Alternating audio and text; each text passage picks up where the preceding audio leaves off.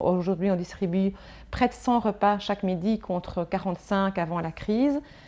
C'est extrêmement inquiétant. Chaque jour, il y a des nouveaux visages qui arrivent. Quand toutes les rues sont vides, il reste les personnes sans abri, sans logement. Je pense que les Bruxellois et les Bruxelloises qui n'avaient pas l'habitude de voir la pauvreté dans la rue, aujourd'hui, pour le coup, elles le voient bien. Depuis le début de la crise, il y a une méfiance qui s'est installée entre les personnes. Et c'est clair que pour le public sans-abri qui est en rue, il n'y a plus ces petits gestes spontanés de soutien, de solidarité. On vient déposer un café, une pièce dans un chapeau, un petit sandwich en sortant du magasin du coin.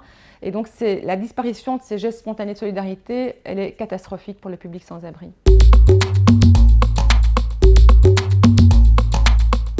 On a vraiment vu des nouveaux visages qui venaient demander un repas. On a vite compris que c'était en fait des gens qui étaient déjà dans des solutions de débrouille avant la crise, qui travaillaient au noir, des femmes qui vivaient de revenus de la prostitution, qui se sont retrouvées du jour au lendemain avec zéro revenu. Ces gens sont en train de basculer vers le zéro solution aujourd'hui. C'est pas étonnant pour nous, ça fait longtemps qu'on dit que le chiffre officiel de plus de 4000 personnes sans abri à Bruxelles est largement sous-estimé et qu'il y a certainement énormément de personnes qui ne sont pas comptabilisées dans les chiffres parce qu'elles dorment une nuit chez un copain, le lendemain chez leur employeur peu scrupuleux qui l'emploie au noir. Aujourd'hui, en fait, on voit arriver dans le secteur sans-abri parce que ces solutions de débrouille ont disparu.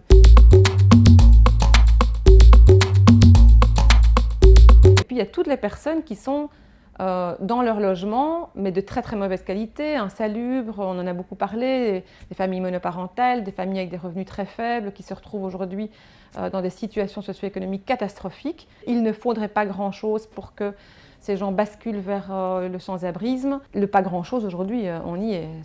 Si la crise du Covid-19 a bien fait des dégâts, c'est pour ces populations-là aussi.